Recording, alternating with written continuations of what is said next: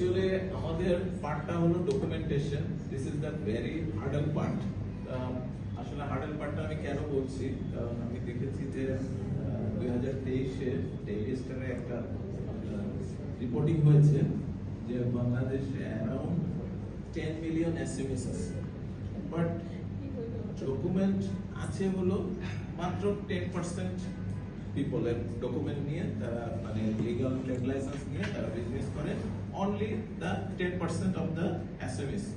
তো সেই পার্ট থেকে আমরা এটা খুবই সিম্পলি রিয়েলাইজ করতে পারতেছি যে যখনই একটা ডকুমেন্টেশনের পার্ট আসে তখনই কিন্তু আমাদের এসএমইদের সাথে এই প্রবলেমটা তৈরি হয়। আমরা যে বিভিন্ন প্ল্যাটফর্মে দেখতে পাই যে ওনারা একটা নরমালি একটা কমপ্লেইন করে থাকেন এভরিওয়্যার যে